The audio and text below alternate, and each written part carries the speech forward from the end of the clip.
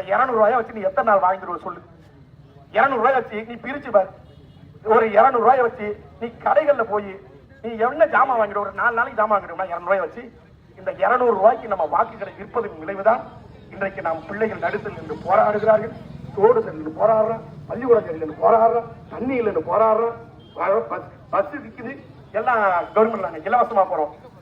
ஏன் இலவசம்? என் மக்களுக்கு தரமான கல்வியும் தூய குடிநீரையும் இலவசமான அந்த மருத்துவத்தையும் கொடுத்து விட்டு நீ எவ்வளவு தரமான கல்வி உங்களுக்கு பிள்ளைகளுக்கான வேலை வாய்ப்பை கொடுத்து விட்டு தொழிற்சாலைகள் திறந்து விட்டு அப்படி செஞ்சு அவங்களுக்கு கௌரவமா நீ இன்னைக்கும் போய் கண்டக்டர்கிட்ட போய் நீங்க நான் வந்து மகளிர் பயணத்துல இருக்கும்போது கம்மியா சொல்றேன் 10 ரூபாய் காசு கொடுத்து போனேன்னு வச்சுக்க, யா பாயா டிக்கெட் முடியா அப்படின்னு கேட்கிற இடத்துல நம்ம கௌரவமா நம்ப வைப்போம். உங்களுக்கு தரமான கல்வி கொடுத்துருவோம், நாம் தமிழ் ஆட்சியில தரமான மருத்துவத்தை கொடுத்துருவோம், உங்கள் பிள்ளைகளுக்கு வேலை வாய்ப்பை உறுதி செய்து கொடுப்போம், வீட்டுக்கு ஒரு அரசியலை கொடுப்போம்.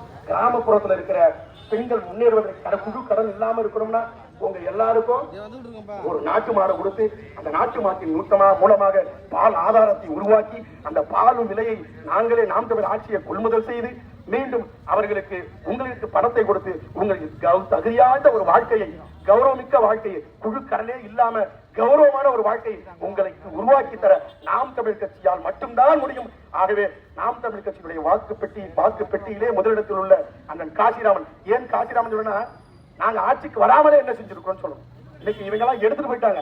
இன்றைக்கும் சீர்காழி பகுதியிலே பெருந்தோட்டம் பகுதியிலே 2000 பெருந்தோட்டம், கீழ பெருந்தோட்டம், மங்கை மடம், திருவெண்காடு பகுதியில் 20,000 ஹெக்டருக்கு மேலாக இலவசமாக தூய குடிநீரை அந்த கிராமப்புற மக்களுக்கு வாரி வழங்கி கொண்டிருப்பவர் அண்ணன் காசிராமன். தண்ணில் காசிராமன் உங்க வேட்பாளர் செஞ்சிருக்காங்களான்னு கேளுங்க. பல அரசு பள்ளிகளை கட்டிடங்கள் கட்டி கொடுத்து அரசு பள்ளிகளை கட்டிடங்கள் கட்டி கொடுத்தவர் அண்ணன் காசிராமன்.